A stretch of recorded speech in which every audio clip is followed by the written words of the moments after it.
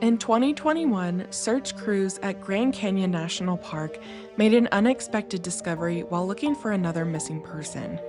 They discovered skeletal remains believed to be from a different missing person. His backpack had been found years earlier with prescription bottles bearing his name, but no trace of him was located until the 2021 aerial search. His remains were there the whole time, blending into the canyon until chance and persistence finally brought him home. Welcome to Morbid Outdoors, the podcast that ventures deep into the shadows of the wild. Here, we unravel the mysteries of missing persons, explore spine chilling legends, and share the most morbid stories that nature has to offer. From the depths of the dense forests to the highest mountain peaks, we'll uncover the secrets that lie hidden in the great outdoors.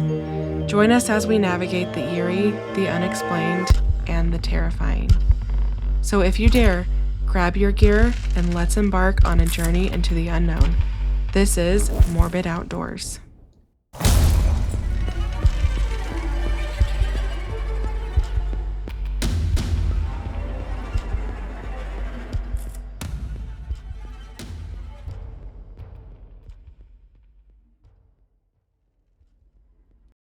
Hello, everybody. My name is Elise, and I'm your host. Now, not that you guys really care, but today is my husband's 40th birthday, which is super exciting. So, I'm actually not working today, and I'm taking the day off to celebrate him. We are actually going to Zion National Park this week to celebrate his birthday, see some sights, and do some hiking. So, very excited to go to our first national park of the year. And yeah, I hope you guys are all having a great Wednesday. I want to start with our land acknowledgement first. We acknowledge that the lands now known as the Grand Canyon National Park are the ancestral homelands of many indigenous peoples, including the Havasupai, Hualapai, Hopi, Navajo, Zuni, Southern Paiute, and Yavapai Apache tribes. For thousands of years, these nations have lived within, traveled through, and cared for the canyon and the Colorado River, holding deep cultural, spiritual, and ceremonial connections to this place. We honor their enduring presence, sovereignty, and stewardship, and recognize that the Grand Canyon is not just a natural wonder, it is a living landscape with stories far older than the park itself. The first time I visited the Grand Canyon, I think I was like 12 or 13 years old, maybe 14. We were on a road trip out west, and it was a really, really cool experience. I am terrified of heights, so I did not get close to the edge, but it was beautiful and truly a really cool place to see, but very crowded as well. So let's start with our negative reviews. Someone left a 1-star review and they said, "It's just colorful mountains in a crater, but little squirrels come up and ask for some of your lunch, so 10 out of 10. Someone else said, "It's just a big old hole in the ground. Don't get the hype." And then there's another review that says, I'm sure not many people will read this review, but if you do, do not go here. It is not grand at all, and the caves smell like llama spit. I got trampled by a camel, fell off the wall into the bottom of it, and then my spaceship didn't have enough space to land, and I had to walk home 1,000 miles in just 2 days so I could make it to my brother's best friend's wedding. I am very disappointed in the children running around this fake man made crater. One last time, do not have your bachelorette party here. That was in all caps. And then the last negative review says the Grand Canyon is just a giant hole in the ground. There is nothing in it. No fast food chains, no shopping mall, not even a beauty salon. So obviously, the Grand Canyon really lets people down all the time. So again, I think it's beautiful, and of course, some of these were sarcastic reviews, but I always just love the creativity that people have, behind the really funny reviews that are not meant to be, like, ironic. The Grand Canyon was first a national monument, and it was dedicated as a national monument on January 11th, 1908.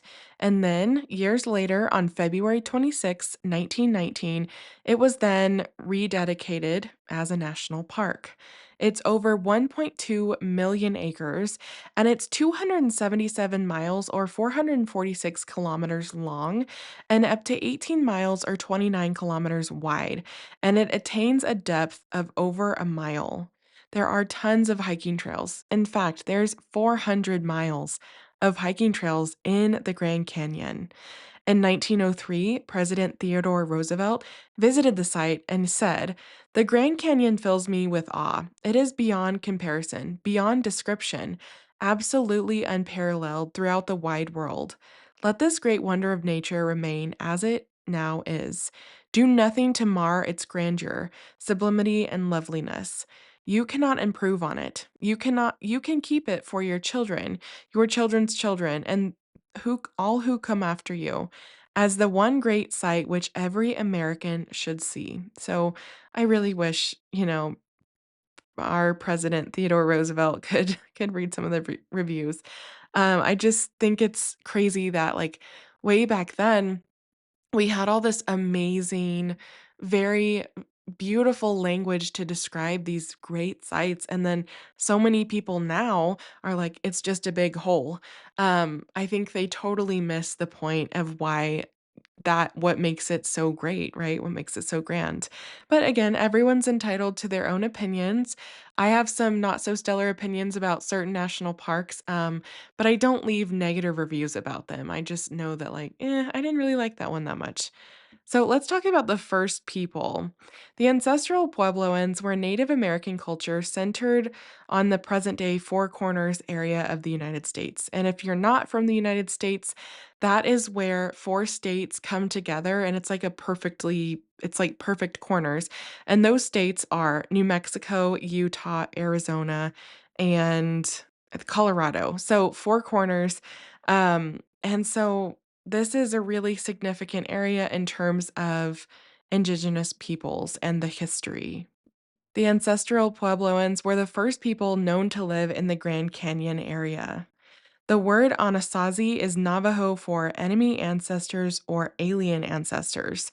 And so, oftentimes, this cultural group is referred to in the archaeology world as the Anasazi, although this term is not preferred by modern Puebloan peoples. In addition to the ancestral Puebloans, a number of distinct cultures have inhabited the Grand Canyon area. There's still people living at the bottom of the Grand Canyon, and that is if you see photos of Havasu Falls, um, that is actually on a reservation down there. So there are still people that live down there. It is still a culturally significant place for many people in the area. An interesting fact is that in the mythology of some of the Third Mesa Hopi communities, the Grand Canyon was the location humankind arose out of the third world from Mississippi. So, very interesting. In terms of weather, the Grand Canyon National Park has 5 different climate zones. And I think most of us that are familiar with this area know that in the summer, it's super, super hot. And in the winter, it's super, super cold. It does snow in the Grand Canyon. So I don't know if you've seen the pictures, but when you see pictures of snow in the desert, it's really magical. It's how I feel about Moab when it snows down there. Despite it being a desert, there are a lot of vascular plants, fungi, moss species, and lichens found within this national park. Of the 90 mammal species found along the Colorado River corridor, 18 are rodents and 22 are bats. So, really diverse despite it being, just kind of. I always think of death when I think of the Grand Canyon because of how dangerous it can be. But I do know that there are lots of really cool things that happen there. So, I just want to go over some fun facts about the Grand Canyon. There are no dinosaur bones in the Grand Canyon. So, the Grand Canyon might seem like the perfect place to go looking for these things, but really, no dinosaur bones have ever been found within this national park. And that's for good reason. The rock that makes up the canyon walls is vastly more ancient than the dinosaurs, about a billion years more ancient. So really, really cool that this rock is even older than the dinosaurs. So the canyon itself probably didn't form until after the dinosaurs were long gone. So, really interesting fact I did not know until recently. Even though there are no dinosaur bones in this area, there are a lot of other fossils, and that suggests that other creatures did frequent this location. They range from ancient marine fossils dating back 1.2 billion years to fairly recent land mammals that left their remains in canyon caves about 10,000 years ago. You know how I mentioned that reservation earlier? Well, I want to talk about that for a second because it's very interesting. So, it does have a human population. The Grand Canyon does. The Supai village is located at the base of the Grand Canyon with the Havasupai Indian Reservation. It's inaccessible by road, and with a population of 208 people, it is the most remote community in the lower 48 states. And it's the only place where mail is still delivered by pack mule. And I know today, as I'm recording this, it's February 1st. This happens to be the day that the lottery or the reservations went open for Havasu Falls. So, congrats to anybody who might have gotten your reservations and maybe next year for the ones who didn't. I've always wanted to go. It's like on my bucket list. However, I just don't have anybody I could go with that would be up to doing that pretty strenuous hike. And I'm also again, I'm terrified of heights, and I've seen some of the chain sections on that hike, and I just don't know if I could, like, mentally do it. Physically, yeah.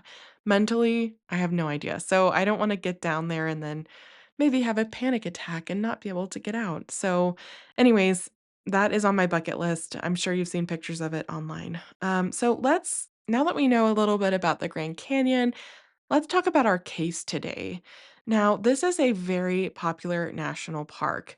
Almost 5 million people visit this national park every year, and it's actually the third most visited park in the United States. And out of those millions of people, a few of those people disappear into this national park, never to be seen again. In July 2021, one of those people was a 45-year-old Hungarian national named Gabor Bersi Tomszanyi. Obviously, I don't know how to pronounce his name, so I will just refer to him as Gabor. At the time of his disappearance, he was actually living in Hong Kong, and he was believed to have entered the Grand Canyon on or around July 19th, and he abandoned his personal vehicle. It was a rental. There's little on this case online, but this is what is online. His family reported him missing to the Las Vegas Metro Police Department because that's where his last known location was. And the National Park Service, was alerted. And in early August, that's when they got that alert of like, we have this missing person. He might be in the Grand Canyon area. His plans were unknown, and searching began shortly after they were notified there was a missing person. His vehicle was found August 9th at the South Rim Grand Canyon Visitor Center. Ground and aerial searches did not turn up any evidence, and the park was seeking outside information the public may have. Like, have you seen this guy? This is what he looks like. This is how old he is. We need your help in finding him because the only evidence they had at the time was his abandoned vehicle. Again, there's not a lot about his case online regarding the circumstances of his disappearance. But on August 25th, the National Park Service said that rangers at the Grand Canyon had recovered a body below the South Rim, which they thought it was likely Gabor. The body was located approximately 430 feet below the rim near Yavapai Point. It was taken to the Coconino County Medical Examiner's office for confirmation of identification. And based on the evidence found near the body, rangers did believe it to be Gabor. Authorities determined that Gabor died from a traumatic fall, but they were still investigating what led to his death exactly.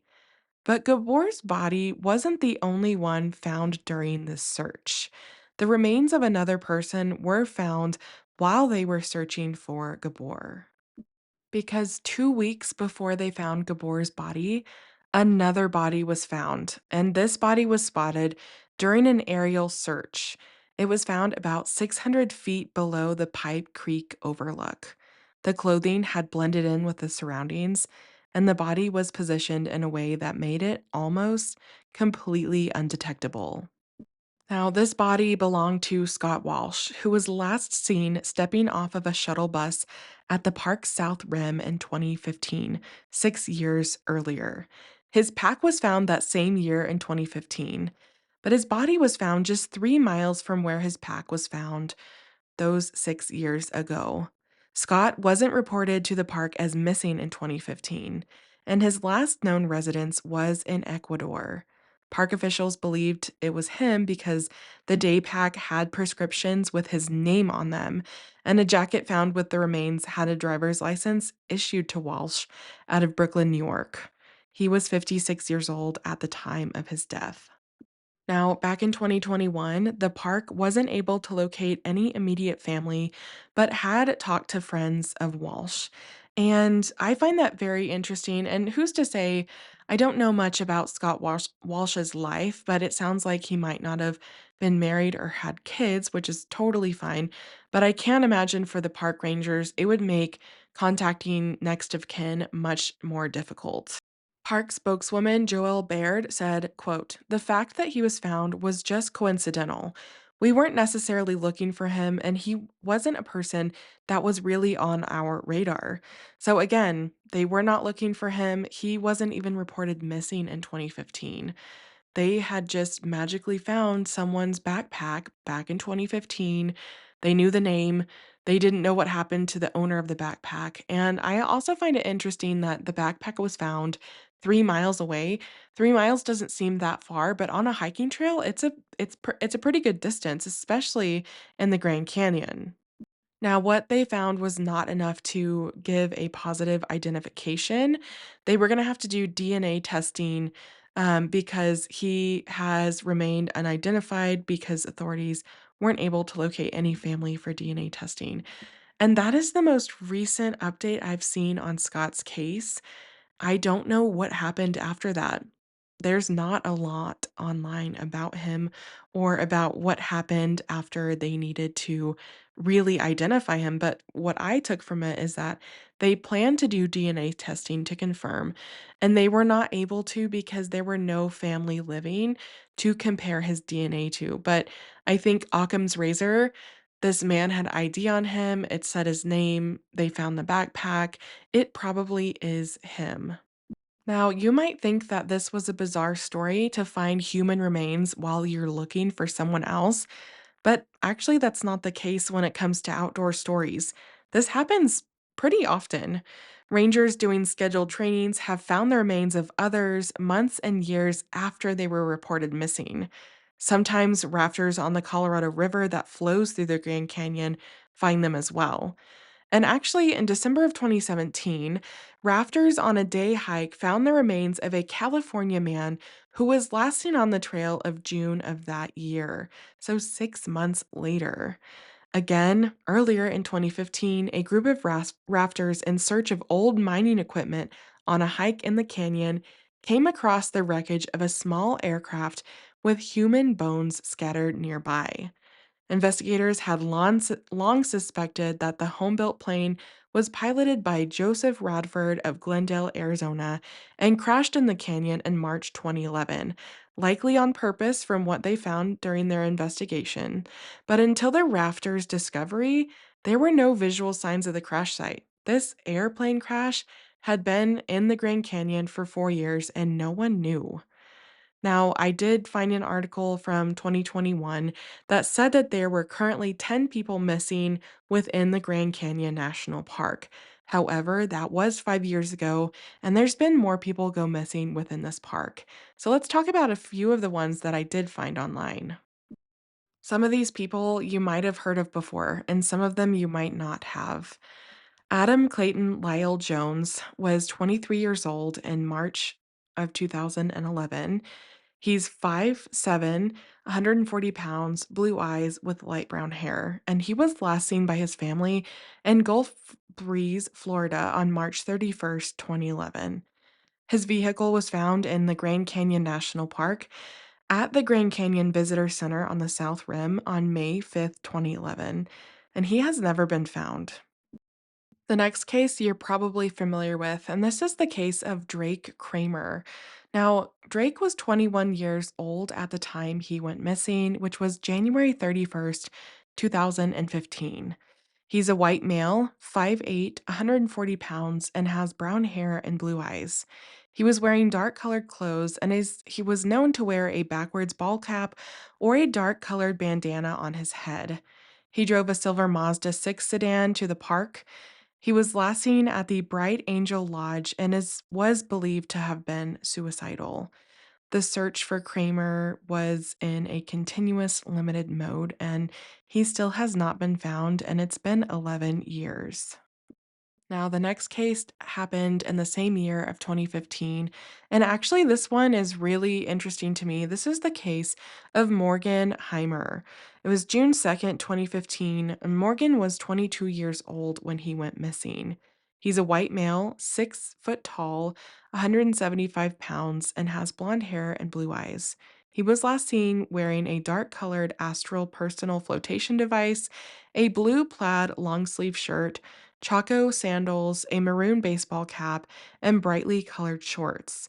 He was known to have been carrying a purple water bottle, and he was last seen Tuesday, June 2nd, 2015, around the Colorado River mile marker 213 near Pumpkin Springs. Again, if you know anything about this case, it is kind of bizarre. Like, he was a raft guide, he was not a tourist, and he was experienced and like I think this is how it goes. His boss said something to him, Morgan said something, and the boss turned around and Morgan's gone. And he has literally never been seen since. So that one, if you don't know his story, there are a lot of people that have covered his case. I'm just briefly going over ones today.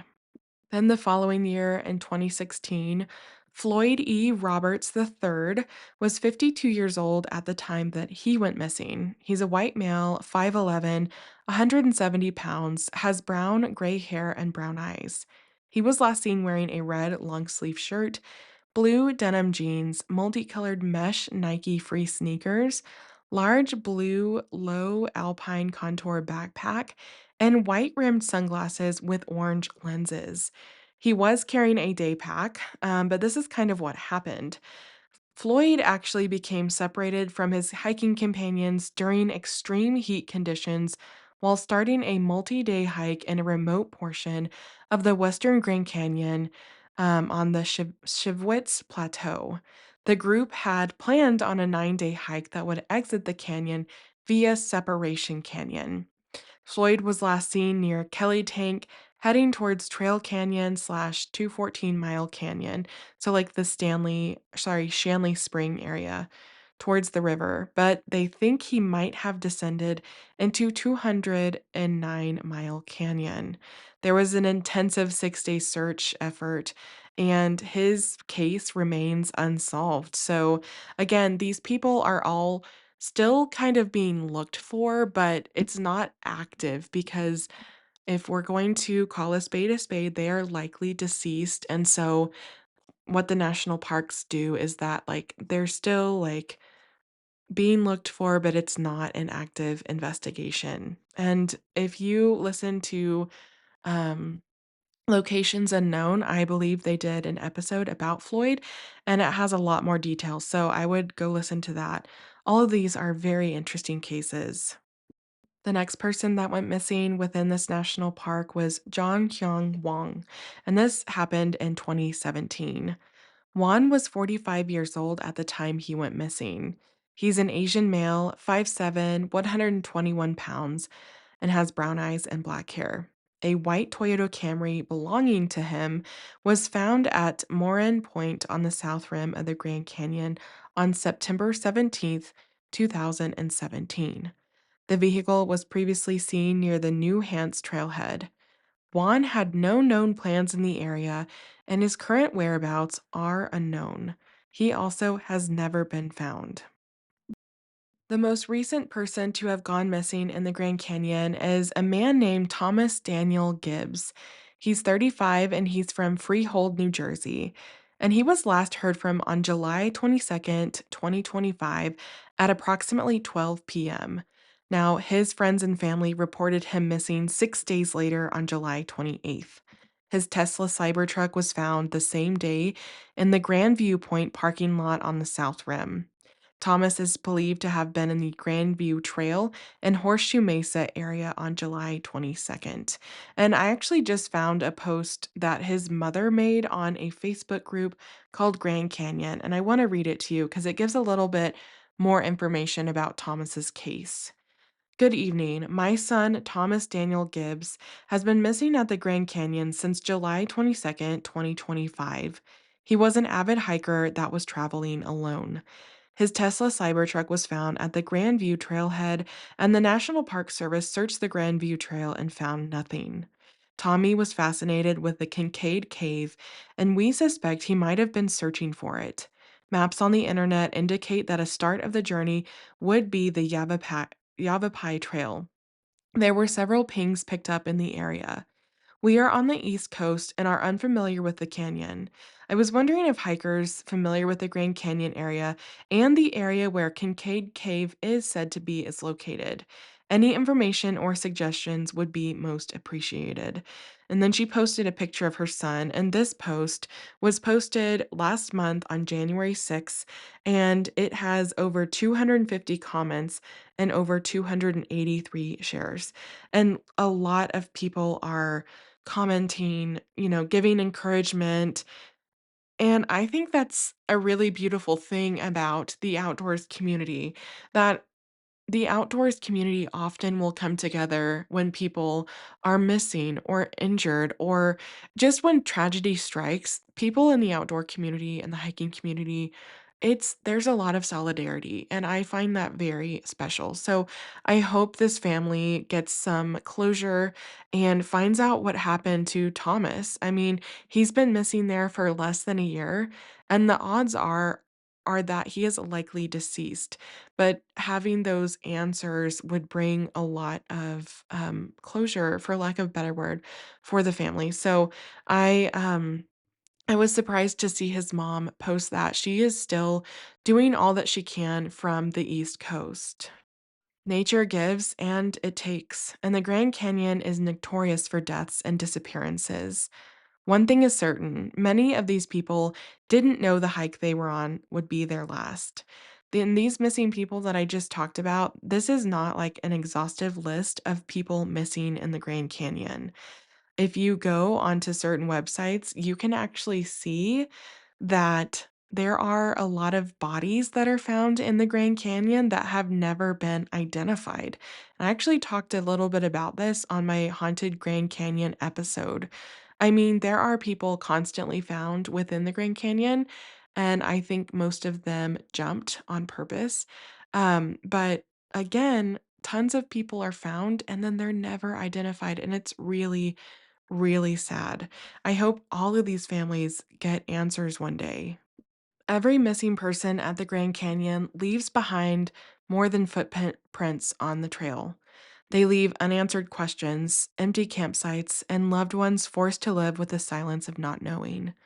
In a place this vast, it's easy for a single human life to be swallowed by distance, weather, and terrain, but that doesn't make the loss any smaller. Search and rescue teams do everything they can, often risking their own lives in the extreme conditions. And still, the canyon doesn't always give answers. Sometimes it keeps its secrets. So, when we talk about the Grand Canyon, we shouldn't only talk about its beauty or its danger. We should also remember the people who came here chasing adventure, solitude, or healing and never made it home.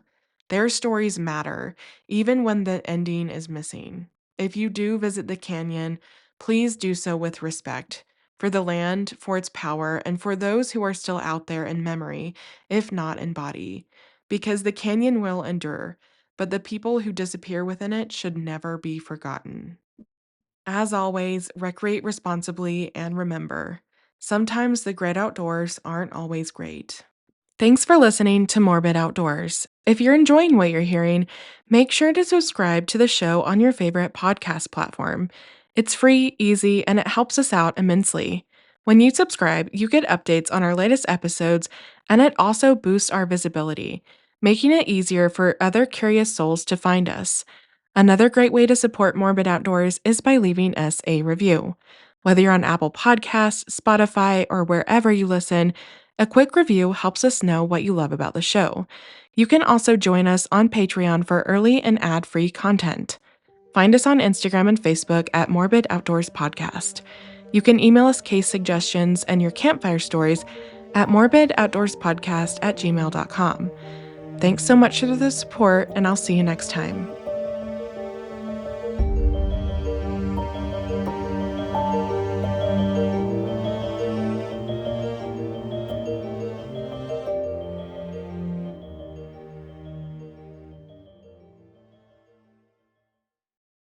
Surprise! I haven't really done one of these in a while, but I just wanted to talk about some personal stuff. And if you're here, great. Thank you so much for listening. I know right now the world seems really heavy. It does for me. And one small thing that I have decided to do this year is to donate blood. And you can donate blood like 6 times a year because you have to wait like 56 days in between donations. And so I donated blood last month. And it's just a really small, fast, simple thing that you can do if you're eligible to help others in need. I read a statistic that 65% of people are eligible to donate blood and only 3% do. So, if that's something that you've been considering or that you want to explore, I highly recommend it. It took an hour, maybe. The actual blood donation process took 10 minutes. But it's just a really small thing that you can do that can help someone. And yeah, I just think it's a great thing to do. Also, I'm looking forward to the summer, but I'm also scared because Utah has had a very, very mild winter. And so I'm really nervous about wildfires and recreating outside in these places that didn't get a lot of snowpack. So if you're in the same situation as me, we'll take it as it is, but I'm glad that some of the south got snow. I don't know, it's been a really weird winter. So I hope that you are enjoying it, even if it's mild or even if it's extreme where you are. That's when it's not usually snowy there. So, anyways, I hope you guys have a great Wednesday. When you listen to this, I will be off of work enjoying, and or maybe I'll be in Zion National Park. So I'm very excited, and I hope you guys are keeping yourselves well in this time of uncertainty. So I'll see you guys next time.